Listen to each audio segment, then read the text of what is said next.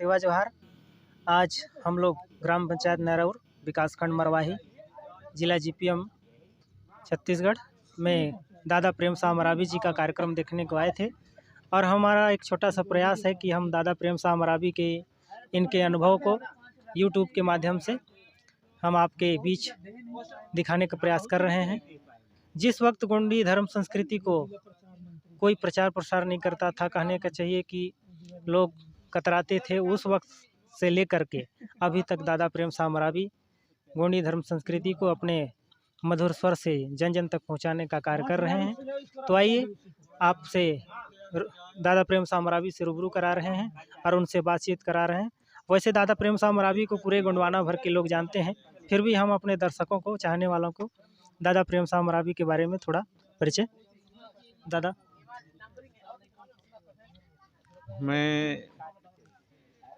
मेरा जो असली नाम है प्रेम सिंह मरावी है। फिर गोंडवाना समग्र विकास क्रांति आंदोलन में जैसे जुड़ा तो हमारे दादा हीरा सिंह जी मरकाम ने प्रेम सिंह की जगह में बोले कि प्रेम साह मरावी इनका रहेगा अब आज की तारीख से। तो उस तारीख से ज़्यादातर लोग मुझे प्रेम साह मरावी के नाम से जानते हैं और जो मेरा असली नाम है वो प्रेम सिंह मरावी है। आपका ग्राम? मेरा ग्राम है एक पडरई बंजर टोला, विकासखंड मेहंदवानी, जिला डिंडौरी में। वर्तमान में पहले मंडला जिला था, जो गढ़ा मंडला के नाम से जो जानते हैं, वही मंडला जिला पहले था, अब डिंडौरी में आता है, जो मध्य प्रदेश एमपी में आता है। प्रेम साह मरावी दादाजी जगेरा बाबू कैसे हुए? अब हमारे जो गोंडवानी गीत और संगीत के मेरा प्रयास रहा है कि हमारे जो रीति रिवाज, संस्कृति, इतिहास और हमारे गढ़ गढ़ी, हमारी व्यवस्था, जो हम पुरखों की व्यवस्था है, उनको धीरे धीरे करके हमारे लोग भूलते जा रहे थे। तो मेरा एक छोटा सा प्रयास था कि हमारे जो अपने रीति नीति, अपने संस्कृति, नेंग सेंग व्यवस्था से हमारे लोग भटकते जा रहे हैं, उसको कैसे पटरी पर लाया जाए और हमारे पुरखों की जो व्यवस्था है, जो रूढ़ी व्यवस्था है, उसको कैसे बरकरार रख सके और कैसे बचाया जा सके। तो अपने गीत और गाना के माध्यम से और अपने वक्तव्यों के माध्यम से हमने समाज में बताने का प्रयास किया। तब समग्र गोंडवाना विकास क्रांति आंदोलन चला दादा हीरा सिंह जी मरकाम के नेतृत्व में, और बहुत सारे गोंडवाना के हमारे पुरोधाओं ने तो जैसे मेरे गीत और गायन को और मेरे वक्तव्यों को सुना और समझा, तो उन्होंने कहा कि प्रेम सिंह मरावी, प्रेम साह मरावी के गीत और गायन से, उनके वक्तव्यों से बहुत कुछ चेतना आई है और आ सकती है। इसलिए उन्होंने जगेरा के नाम से मुझे पुकारना शुरू कर दिया और नाम रखना शुरू कर दिया। आप देख सकते हैं, और हम सब लोग गोंडी धर्म संस्कृति के बारे में नहीं जानते थे। आपके गीत संगीत सुदूर वनांचलों में, बीहड़ों में गूंजता है और हम सब लोग उसके बहुत ही मुरीद हैं। आप एक किस्सा बता रहे थे कि आपको कहीं पुलिस कमिश्नर ने सवाल किया कि भाई आप प्रेम साह मरावी जी, आप गोंडी धर्म संस्कृति के लिए ही क्यों गाते हैं? ये कब और कहाँ की घटना है? नहीं, वो पुलिस कमिश्नर नहीं थे, वो वास्तव में जो कमिश्नर होता है संभाग स्तर में, तो उस समय पूरा छत्तीसगढ़ एमपी एक ही था उस समय। 4 जनवरी 1996 की बात है, जब युवा महोत्सव उस समय चलता था। शासन की ओर से बहुत बड़ा कार्यक्रम आयोजित होता था, जिसमें पूरे मध्य प्रदेश, ये जो वर्तमान छत्तीसगढ़ है, ये भी पूरा उसमें आता था। तो पूरे जितने भी हमारे छत्तीसगढ़ मध्य प्रदेश के सभी जिलों से और सभी संभागों से जो कलाकार हैं, तो लोक गायन विधा में सभी लोग एकत्रित हुए। तो वहाँ पर मैंने गीत गाए। तो संभाग स्तर में मेरा जो गीत गायन है साक्षरता के ऊपर था और गोंडवानी गीत धरती वंदना के ऊपर था। तो मेरे गीत को प्रथम स्थान दिया गया। और तब हमारे जो जबलपुर संभाग के कमिश्नर महोदय थे, तो जबलपुर में पीएसएम कॉलेज है, वहाँ पर हाल में जब वितरण हो रहा था प्रमाण पत्रों का या सम्मानों का, तब उन्होंने मुझसे पूछा कि आप बहुत ही अच्छे गीत गाते हैं और आप अपनी गीत गायकी के माध्यम से अपनी गायकी को बहुत ऊंचे स्तर तक ले जा सकते हैं, लेकिन आप अच्छे गीत गाते हैं, लेकिन गोंडवानी गीत संगीत ही क्यों गाते हैं? तब उनको, हमारे कमिश्नर साहब को मैंने जवाब दिया था कि इसलिए मैं गाता हूं, क्योंकि हमारे जो गोंडवानी संगीत है वो जो हमारे मानव समुदाय की जो सबसे शुरू का, या कहना चाहिए कि सबसे शुरू के संगीत है और इसी को देख करके दूसरे संगीत सृजित हुए हैं और वहीं से सृजित होकर के आगे बढ़े। तो दूसरे गीत संगीतों को दूसरे कलाकारों ने बहुत ऊंचे स्तर तक पहुंचा दिया है। तो मेरा भी प्रयास है कि जब तक मेरे कंठ में अर्थात गले में सुर रहेगी, आवाज़ रहेगी, तब तक मैं गुणवाणी गीत संगीत को राष्ट्रीय स्तर नहीं बल्कि अंतर्राष्ट्रीय स्तर पर पहुँचाऊँगा और मेरा निरंतर प्रयास जारी रहा और आज जैसे जैसे फेसबुक आया, व्हाट्सअप आया, यूट्यूब आया, तो आज सारे दुनिया के लोग हमारे देश को छोड़ करके 10-20% विदेश से भी हमारे यूट्यूब चैनल को देखते हैं, हमारे गीत गानों को सुनते हैं। जो 1996 में मैंने जो कहा था, संकल्प लिया था, वो आज वो पूरा हो गया। आपके बारे में हमने आपके ही किसी मंच से सुना था कि आपने हमारी धर्म संस्कृति, गोंडी धर्म संस्कृति का प्रचार प्रसार करने के लिए आपने विदेश यात्रा भी किया। नहीं है, हमारे जो मंडली था उस समय आपके छत्तीसगढ़ राज्य जब अलग हुआ मध्य प्रदेश से, तब यहाँ मुख्यमंत्री जो हमारे अब नहीं रहे, पैनवासी हो चुके, स्वर्गीय हो चुके अजीत जोगी जी, तो उनके नेतृत्व में या उनकी सरकार में एक कार्यक्रम हुआ था रायपुर में। तब वहाँ पर हमारा एक गीत था, क्योंकि उस समय भी मैं गीत बना चुका था। तो हमारे जो महापुरुष हैं जिन्होंने इस धरती के लिए, जल जंगल ज़मीन के लिए, हम आप सबके हक और अधिकार के लिए और अपने प्राणों की आहुति दे दी, अपने प्राणों की बलि चढ़ा दिए, ऐसे हमारे वीर, एक वीर नारायण सिंह सोना खान जो अपने धन धरती के लिए और अंग्रेज़ों से क्रांतिकारी लोहा लिया और उस क्रांतिकारी वीर नारायण सिंह सोना खान को अंग्रेज़ों ने रायपुर के जय स्तंभ, जहाँ पर चौराहा कहा जाता है, वहाँ पर उनको राजद्रोह का आरोप लगा करके और फांसी पे चढ़ाया गया और उनको 10 दिन तक फांसी में ही लटके रहने दिया गया। और इसलिए ताकि कोई भी अंग्रेज़ों के खिलाफ आवाज़ न उठा सके, अंग्रेज़ों के खिलाफ कोई भी बगावत न कर सके, इसलिए उनकी जो लाश है फांसी में झूलने दिया गया 10 दिन तक और 10वें दिन उनको उनके परिवार वालों को सौंपा गया। उनके ऊपर हमारा वो गीत था, वीर कहाँ निकर गए रे मोर वीर नारायण सोना खान, कहाँ निकर गए छत्तीसगढ़ के सूर समान, कहाँ निकर गए गोंडवाना के देव महान, कहाँ निकर गए।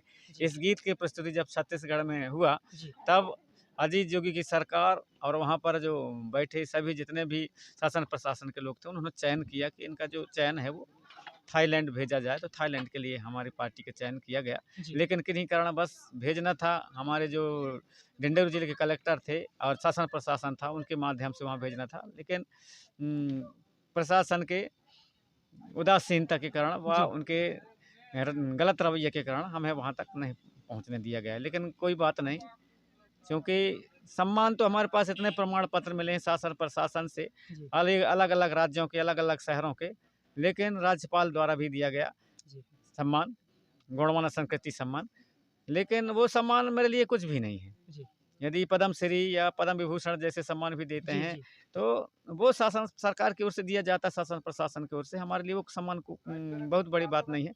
लेकिन जो समाज ने हमको जो सम्मान दिया है, वो सम्मान हमारे लिए बहुत इतना है कि जिसका ऋण हम लोग जीवन भर नहीं छूट सकते। कई जन्म लेकर के भी जो हमारे समाज ने सम्मान दिया है, वो ऋण को हम नहीं छूट सकते। वो सम्मान हमारे लिए सबसे बड़ा है।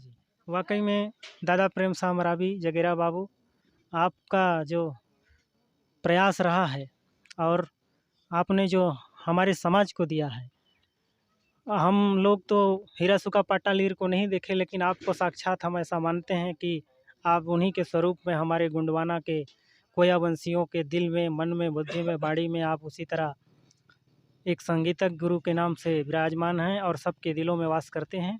अभी जो नए कलाकार आ रहे हैं गोंडी धर्म संस्कृति के लिए गाने बजाने वाले, उनके बारे में क्या कहेंगे? उनको क्या संदेश देंगे? हमारे जो अभी नए कलाकार आ रहे हैं और गोंडवानी का जो भविष्य है, वो तो पहले से उज्ज्वल रहा है। बीच बीच में थोड़ा करके धूमिल हो गया था, तो गोंडवानी से ही सभी का सर्जन हुआ है।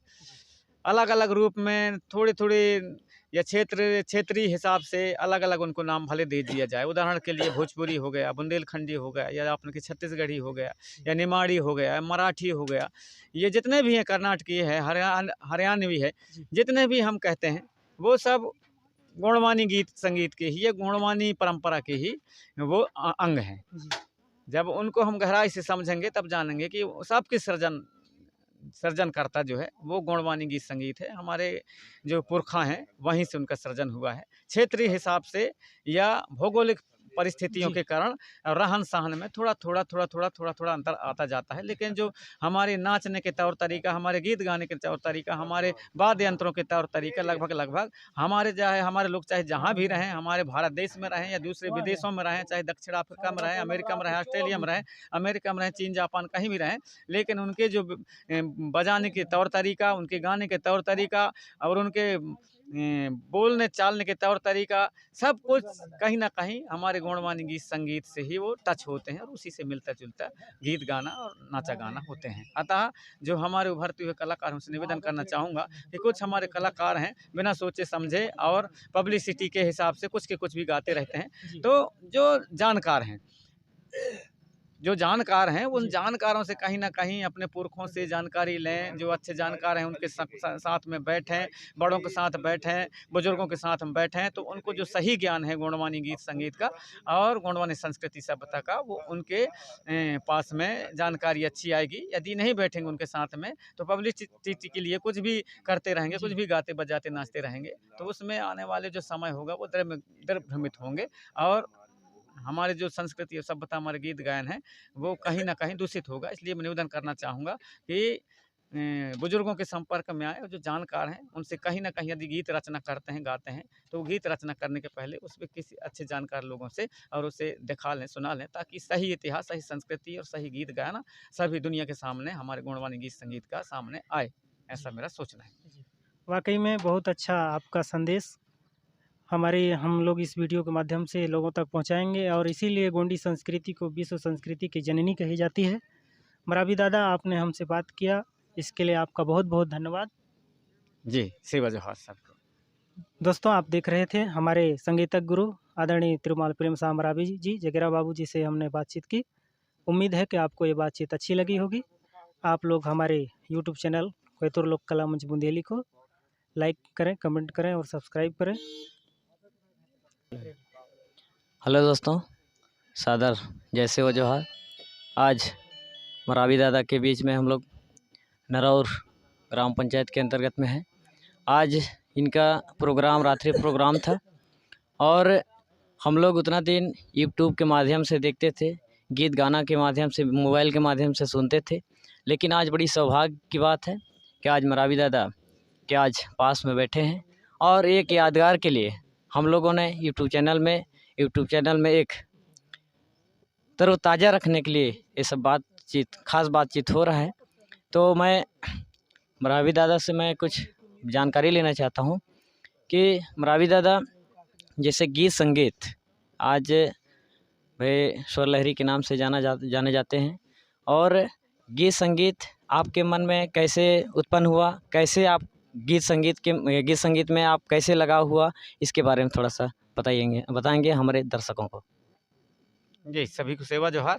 गीत, जैसा कि आपने कहा कि गीत संगीत कहाँ से और किस तरह से आप प्रभावित होकर के गीत संगीत के क्षेत्र में आए, तो चूँकि हमारा जीवन ही गीत संगीत से ही शुरू होता है और मैं 7 साल की उम्र से गीत गाना शुरू कर दिया और सबसे पहले गीत जो है मेरा गौड़वानी गीत संगीत में ही गाया, अपने गांव में गाया 1977 में, 7 साल की उम्र में, और तब से लेकर के गीत गाता जा रहा हूँ और गाता जा रहा हूँ। अभी भी यदि जीवन जब तक रहेगी तब तक हम गाएंगे और हमारे जो गीत और संगीत हमारे जो गौड़ी कल्चर में या हमारे गौड़वानी में अभिन्न अंग है। जब तक हमारे गीत और संगीत नहीं होगा या नाचा गाना हमारे जीवन के साथ नहीं होगा, तब तक हमारा जीवन अधूरा है, क्योंकि संगीत जो है हमारे जीवन का एक अभिन्न अंग है हमारे पूर्वजों के अनुसार।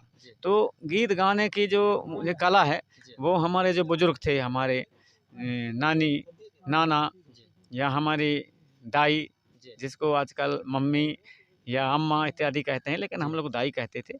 तो जब वो गीत गाती थी, अपने कोई भी गुनगुनाती थी, तो वहाँ मेरे भी मन मस्तिष्क में और वो गीत और गायन के उनके जो बोल हैं वो धीरे करके और संगीत जो है मेरे हृदय में समाता गया और वहीं से मैं भी गीत गाना लगभग शुरू कर दिया। और जो आसपास और हमारे बुजुर्ग थे वो भी कभी कभी गीत गायन करते थे। साथ ही साथ हमारे जो एक नाना था, मेरा नाना था, खास नाना, तो मेरा नाना था वो पंडा था। पंडा था तो उसके पास बहुत ज़्यादा ज्ञान था। तो जब वो झाड़ फूँक करते थे तो उसमें भी हमारे गीत संगीत आता है। तो जब वो झाड़ फूँक करते थे सूपा में रख कर के अनाज को या फिर लौकी में रख कर के जब झाड़ फूँक करते थे तब उसमें जो वो अपने तर्ज में अपने धुन में जब गाता है तो उसमें भी संगीत मैंने देखा और उससे भी बहुत कुछ सीखने को मिला।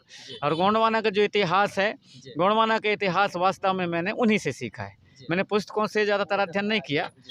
बाद में फिर 1979 में मैं धोकल से सांडिया धर्मगढ़ भैंसवाही करके एक चलता था, बहुत बड़ा महासभा लगता था, गोंडवाना महासभा। धोकल से सांडिया और मोती से सांडिया जी लगाते थे। तो 1979 में वहाँ पर मैं पहली बार आया अपने काका जी के साथ।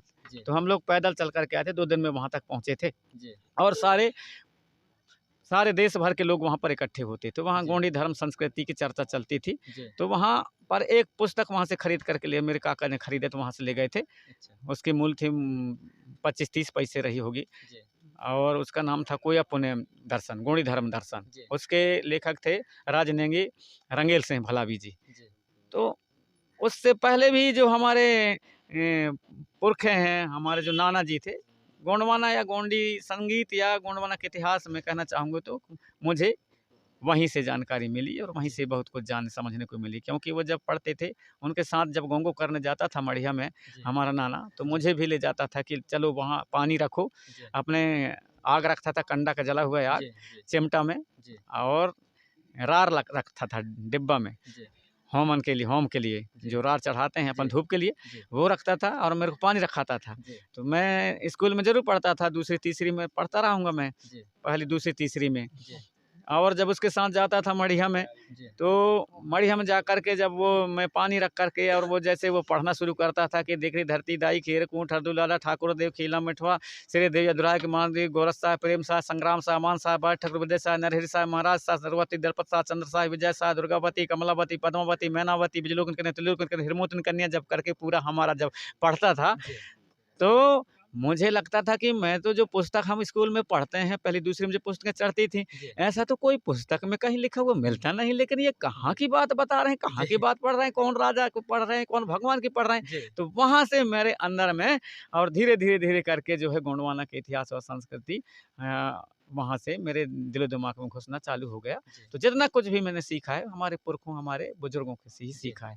बाद में 1983 में सुनहर सिंह ताराम जी का एक गोंडवाना सगा करके एक मासिक पत्रिका निकालते थे, वहाँ से जुड़ा। इसको फिर 1984 में उन्होंने बदल करके उसको गोंडवाना दर्शन के नाम से निकाला। फिर आचार्य मोतीराम कंगाली जी से जुड़ा।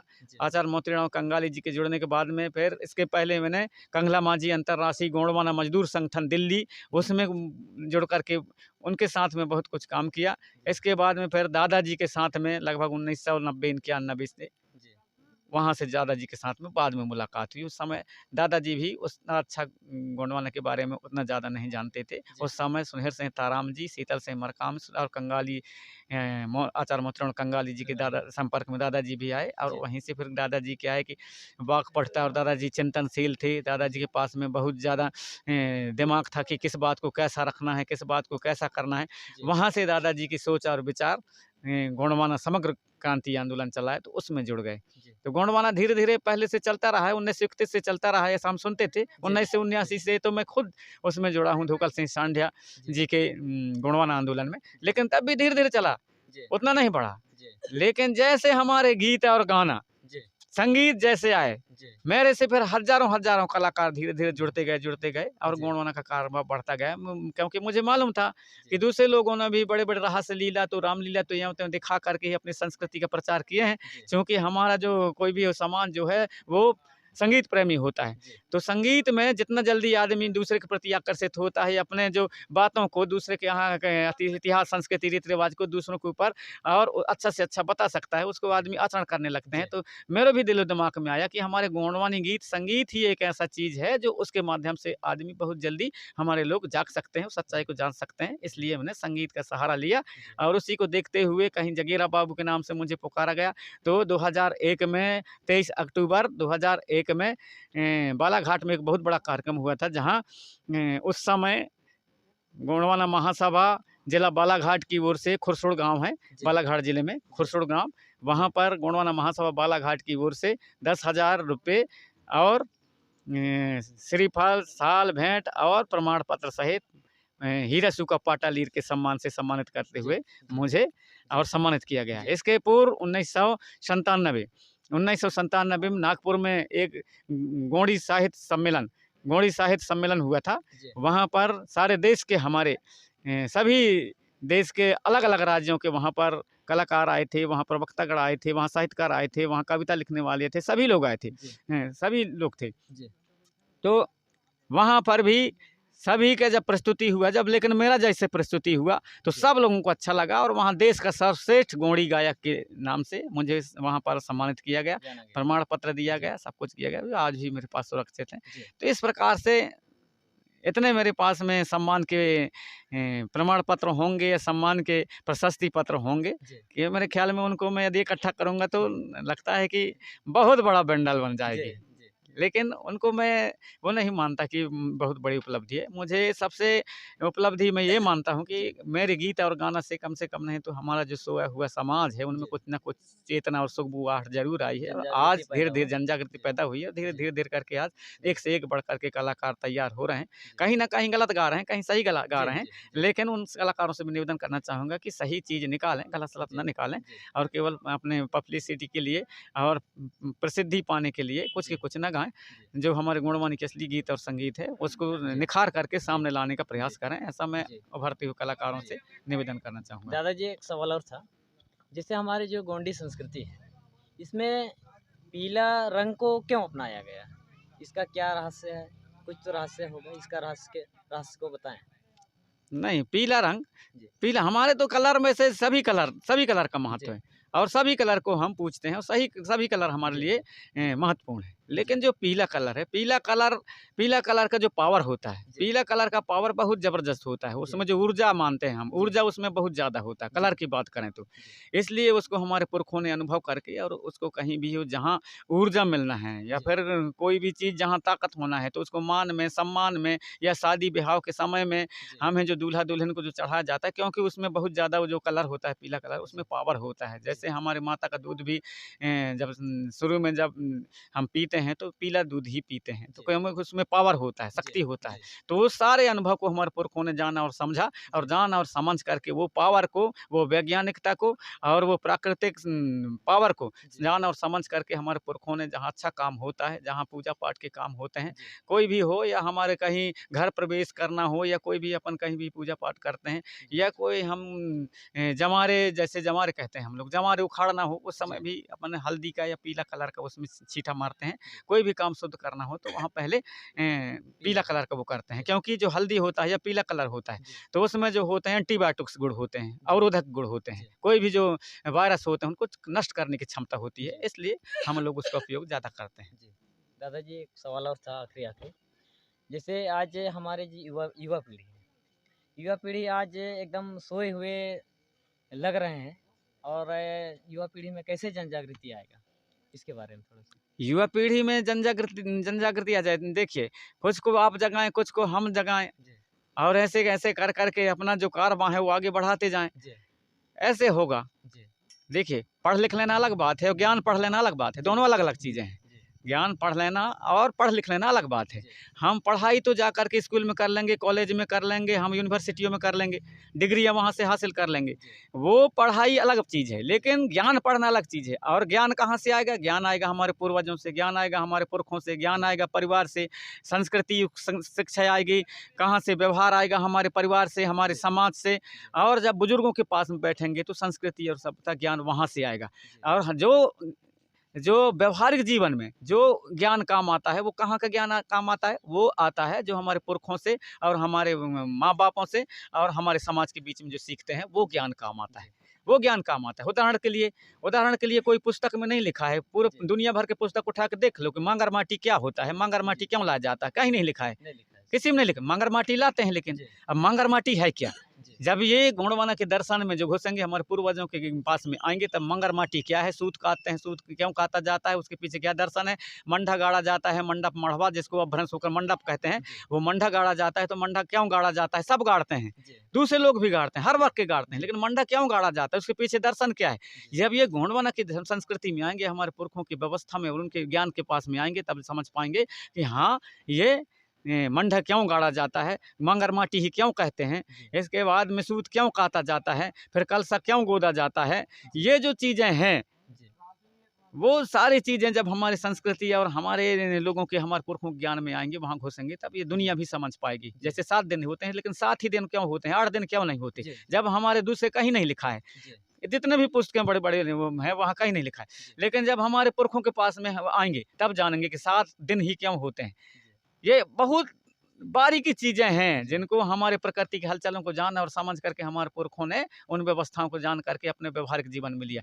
तो जो व्यवहार में जो हमारे पुरखों का ज्ञान है, जो अपने समाज में सीखेंगे, अपने गांव में, घर में सीखेंगे, वो ज्ञान काम में आएगा। उदाहरण के लिए कोई, मान लो कि बात, कोई लड़की है या लड़का है, कोई लड़की यदि अपने पहली से लेकर के BA पढ़ लिया, MA पढ़ लिया, PhD कर ली, कुछ भी कर ली, यदि वो अपने परिवार में ज़्यादा नहीं बैठी है और उस लड़की की कर देते हैं शादी, उसकी शादी कर देते हैं, इस गांव से, नरौर गांव से कोई दूसरे गांव में जाती है, और दूसरे गांव में जाती है, तो उसके जो सास है, वो सास कहेगी कि बेटी मैं गोबर फेंक रही हूँ या कोई दूसरे काम में कर रही हूँ, आप ऐसा करना कि आप जो है ये मड़िया के पेज बना लेना। अब पहली से लेकर के MA तक की पुस्तक में तो कहीं लिखा नहीं है कि मड़िया के पेज कैसे बनाया जाता है। तो वो जब समाज के साथ नहीं किया है, अपने परिवार में वो साथ में नहीं रही है, वहाँ से ज्ञान अर्जित नहीं किया है, तो मड़िया के पेज तो नहीं बना पाएगी ना।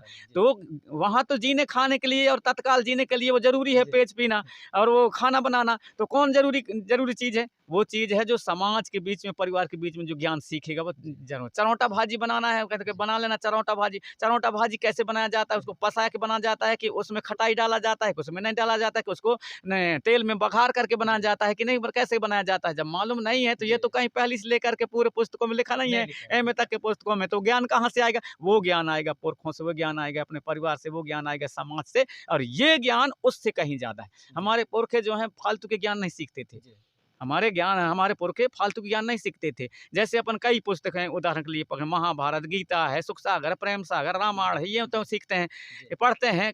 कभी कभी ऐसा होता है कि हम लोग कई दिन तक करते रहते हैं, हमारे को महीनों से करते रहते हैं। ऐसे बहुत जैसे पुस्तकें, साहित्य पुस्तकें, उनको अच्छा लगता है, पढ़ते हैं, पढ़ना चाहिए, वो बात अलग है, पढ़ना चाहिए। लेकिन कुछ ऐसे ज्ञान के चीज़ें हैं जो हमारे पुरखे सीखते थे। उदाहरण के लिए, यदि किसी को बिच्छू काट दे, तो बिच्छू जब काट देगा, तो जो रात दिन पढ़ने वाला, महीना भर पढ़ने वाला, जो बड़े बड़े पुस्तक पढ़ता है, जो अपने आप को वेद शास्त्र पढ़ते हैं, वो पढ़ते हैं, लेकिन हमें बिच्छू किसी को काट दे, तो 8 कांड आप लोग रामायण भी पढ़ डालोगे, लेकिन बिच्छू का विष नहीं उतरेगा, तो किसको ढूंढना पड़ेगा फिर। वो कभी नहीं पढ़ा है, नहाता नहीं है, कभी हमारा भैंस चराते रहता है, बैल चराते रहता है, उसको कहेंगे जाओ उसको पकड़ के ले आओ, किसी को जहर उतारना है, उसको पकड़ के लाएंगे। तो तुम्हारा MA BA तो करने का क्या मतलब रहा, जब एक अनपढ़ से तुम लोग झरा रहे हो उसके चीज़ों का मतलब। तो ऐसे काम की चीज़ें जो दूसरे को दुख में भी साथ आए, ऐसा हमारे पुरख लोग ज्ञान सीखते थे, ऐसा फालतू ज्ञान नहीं सीखते थे। तो ऐसा ज्ञान बहुत जरूरी है सीखना। बहुत बहुत धन्यवाद दादाजी, आपने कम समय में बहुत बड़ी बात को हमारे जो यूट्यूब के माध्यम से दर्शकों को बताने का काम किए हैं। बहुत बहुत धन्यवाद दादाजी। सादर सेवा जोहार। आप सभी को सादर सेवा जोहार। साथियों, आप सभी सगाजनों को सादर जय सेवा जय फ्रापेन चला कर रहेंगे गोंडवाना। आज मरावी दादा के बीच में हम लोग का खास बातचीत हुआ, और मरावी दादा ने बहुत कम समय में बहुत बड़ी बात को, हमारा जो छोटी छोटी जो बात है, बात के पीछे इतना जो इतिहास है, जो रहस्य छुपा हुआ है, उस चीज़ को हम सबके बीच में उस बात को रखने का काम किए हैं। आप सभी दर्शकों को मैं रघुनाथ सिंह पोयाम जी और मेरे साथी जो भाई हैं, बड़े भैया सूरज लाल पोयाम जी, मैं सभी अपने दोनों भाई की तरफ से आप सभी को सादर जय सेवा जय जोहार।